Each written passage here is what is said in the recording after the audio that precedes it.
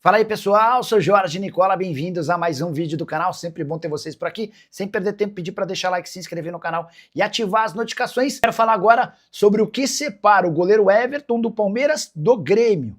O atleta já aceitou a proposta do tricolor gaúcho e é muito óbvio entender essa condição. O Everton tem contrato com o Palmeiras até dezembro. O Grêmio oferece 3 anos de contrato com vencimentos muito parecidos. No Palmeiras, ele será reserva do Carlos Miguel. No Grêmio ele tem a convicção de que vai ser titular, peça importante no esquema de Luiz Castro. Diante desse cenário, o Everton disse sim e pressiona o Palmeiras a liberá-lo.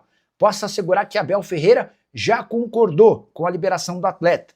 O Abel entende que a perda do Everton é importante, mas ele conta com Marcelo Lomba para ser reserva do Carlos Miguel. Porém, Leila Pereira ainda não se convenceu de que abrir mão do Everton, alguém com tantos títulos sem compensação financeira, seria um bom negócio. Para o Grêmio também não é interessante gastar com um goleiro que tem quase 40 anos de idade. A gente iria descobrir, está descobrindo ainda, se o Abel é um técnico que consegue lidar bem com o excesso.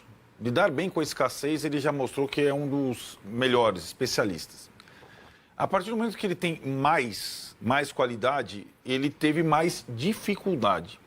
Isso é uma característica, não estou dizendo, é uma característica. A gente está observando o Abel, de novo, é um técnico que tem 3 times. O time que ele ficou mais tempo na vida é o Palmeiras. Então, ele é mais experiente que o Felipe Luiz. Nós estamos também descobrindo o Felipe Luiz, né?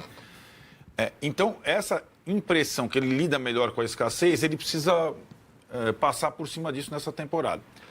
E as melhores soluções recentes, e o Massini está sempre aqui, e a gente vê, quem acompanha o Palmeiras, sempre, recentemente, me pareceu que o torcedor, o especialista, enxergou antes do treinador.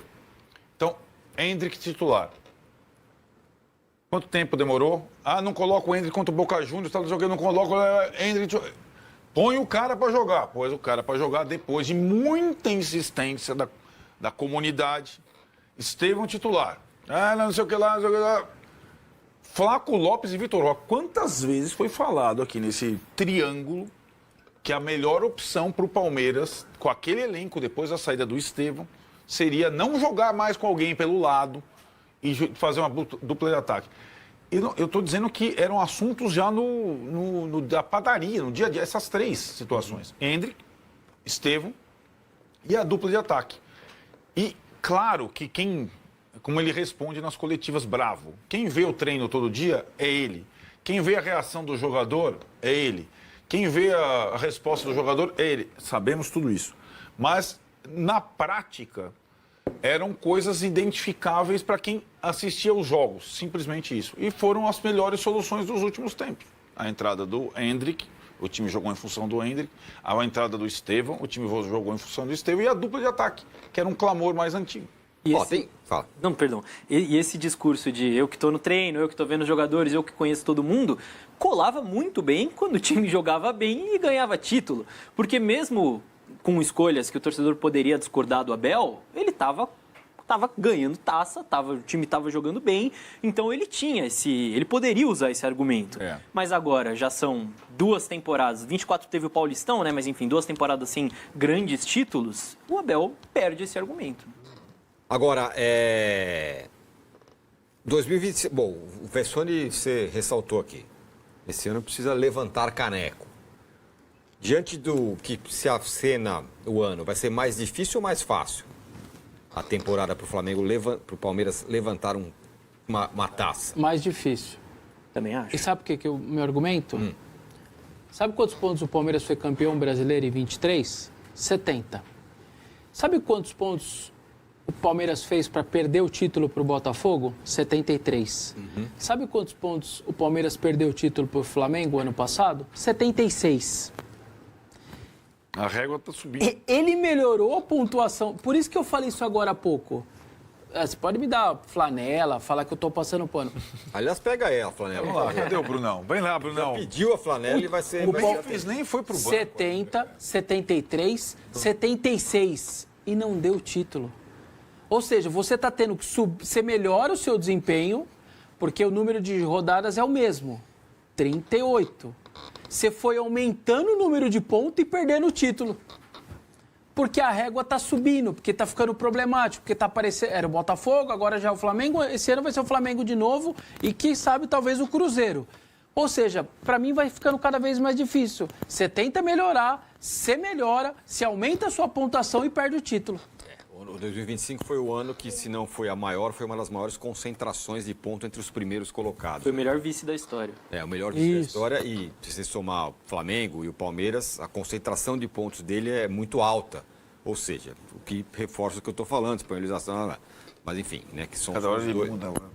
Não, enfim, que os dois estão aí, o Flamengo um pouco mais na frente e o Palmeiras... Eu acho que a grande curiosidade da temporada é a terceira força. Como o Cruzeiro... Porque o Cruzeiro, dessa vez, tem Libertadores. Né? Ele não tinha Libertadores. Ele largou a Sul-Americana, quando teve a primeira dificuldade, ele largou. Certo. Então, se o Cruzeiro vai conseguir, nos pontos corridos, fazer... Senão, ele não conseguiu ameaçar os dois. Mas ele teve próximo o tempo todo, né? Se ele vai fazer um Brasileiro de pontos corridos do mesmo nível. Vamos observar, porque a pontuação do Cruzeiro no Brasileirão também foi boa. Também foi boa. Agora, o Leonardo, e o Everton, vai sair, é? O Everton, o Abel se meteu numa polêmica pesada, né? É o maior jogador da história, o maior goleiro da história, tal. Exatamente, falou que é o maior goleiro da história. E eu estou bastante curioso para ver o que o Abel vai fazer na quarta-feira, amanhã, no jogo contra o Santos. Porque quando o Carlos Miguel chega, o Everton acaba perdendo a posição por conta de uma lesão. Mas o Abel, ele ama o Everton, sempre tenta dar os louros ao jogador nas entrevistas coletivas. Com o Lomba é a mesma coisa, que também renovou, vai ficar aí mais uma temporada. E agora o Abel tem uma decisão a se fazer, né? Se o goleiro vai participar dessa rodagem do elenco no Paulistão, né, assim como os jogadores de linha, se ele vai colocar o Carlos Miguel num jogo, o Everton no outro, ou se o titular dele é de fato o Carlos Miguel e o Everton vai ser reserva. O Everton já teve interesse de alguns clubes nessa janela, o Bahia procurou o Everton, o Grêmio procurou o Everton, inclusive, e irritou o Palmeiras por ter ido direto no Everton, mas é um jogador da confiança do Abel, né? Resta saber se o Abel planeja usar o Carlos Miguel de titular, se ele planeja voltar com o Everton para o time e, se o Everton for reserva do Carlos Miguel, se ele vai aceitar ser reserva do Carlos Miguel para a temporada, tendo a achar que não. Você acha que para o Clássico já é uma indicação?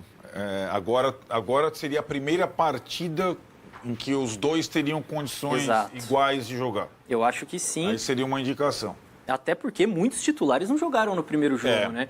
Então, se você joga o seu clássico com Vitor Roque, Flaco Lopes, Andrés Pereira de titular, Gustavo Gomes e o Everton no gol, ou Carlos Miguel, eu acho que é uma sinalização, é um indicativo. Quem era o seu goleiro do Palmeiras? O Everton. Fácil. Eu também. Fácil. Eu acho que eu daria uma chance pro Carlos Miguel, viu? Aí, ó, tá vendo aí, ó. Rapaz. Aí, ó. Porque o Everton machucou, ele não teve culpa de sair e perder a Ele posição. passou, não sei, 6 meses, o outro entrou, e aí? Foi bem. Bom, ainda tem o Evangelista. Aliás, alguém mandou aqui, eu perdi o nome do nosso companheiro que mandou mensagem aqui no YouTube, falando a coisa começou a desandar quando o Evangelista se machucou. Ele argumenta. Muito fala que acertou quando teve Flaco e Vitor Roque, mas na verdade, nas palavras dele, foi que o meio-campo com o Evangelista era Aníbal, Evangelista e Maurício, não é isso? E Andreas. Quer dizer, nesse período foi muito pouco, né? Andreas e aí, quando o Evangelista machucou, que Exato. desandou. Bom, ele vai voltar, né? Vai voltar. Ainda não vai estar disponível provavelmente para esse jogo contra o Santos, mas vai voltar. O que o Abel fez naquele momento da temporada foi usar o Andreas como um meia, junto do Felipe Anderson. Então era um 4-4-2 ali, que o Andreas e o Felipe Anderson eram meia direita e meia esquerda e jogavam por dentro. E aí você tinha o Aníbal sendo o 5 e o Lucas Evangelista sendo o grande carregador de piano desse time, para sustentar Andreas, Felipe Anderson e a dupla de ataque na frente. Então, o Lucas Evangelista era o cara que trazia equilíbrio para esse time, era o cara que corria pelos outros, que subia para pressionar a saída de bola do adversário, que marcava o 10 do adversário muitas vezes, que cobria uma grande faixa de campo, porque você tinha o Aníbal Moreno recuando para jogar com os zagueiros, os outros 4 ali da frente, mais à frente, o Lucas Evangelista cobrindo toda aquela faixa de campo. Então ele trazia um equilíbrio para o time. Quando ele se machuca, o Palmeiras não tinha mais um jogador dessa característica. E aí fica, vai jogar com Aníbal e Emiliano, ou vai recuar o Andreas Pereira, o Abel recua o Andreas Pereira, e eu acho que perde tanto na frente sem o Andreas, quanto atrás, porque o Andreas não é um jogador dessa característica. A volta do Evangelista eu acho que traz uma opção muito interessante para o Abel, mas mais uma vez batendo na questão do desempenho. O Palmeiras não pode também depender da saúde do Lucas Evangelista para jogar bem ao longo dessa temporada. Ele vai ser um jogador importante, pode brigar por posição com o próprio Marlon Freitas, né? São jogadores de características diferentes, mas que podem fazer essa mesma função, mas o Palmeiras não vai poder depender do Evangelista estar disponível para conseguir ter um bom desempenho coletivo. O Abel, se não tiver, nos jogos em que não tiver o Evangelista, vai ter que encontrar outras alternativas. Fala palestrinas, encerrando aqui mais um vídeo, deixa o like aí para dar aquela força pro canal, tá bom? Para quem tá chegando agora, seja bem-vindo, esse canal de corte do Verdão aqui para vocês, trazendo notícia todos os dias, de domingo a domingo. Então, já se inscreva no canal e ativa o sininho de notificação para toda vez que sair um vídeo vocês serem avisados, ok? Já deixa aí também a sua opinião em relação a tudo que foi passado no vídeo aí no espaço de comentário do canal mesmo, tá? A sua participação é muito importante para o canal, então fiquem à vontade que esse canal aqui é para vocês, tá? Todos os dias a gente está colocando notícias aqui, então vai ajudar demais a participação de vocês. Quem puder também compartilhar esse vídeo com os amigos, agradeço demais pela essa força, tá bom?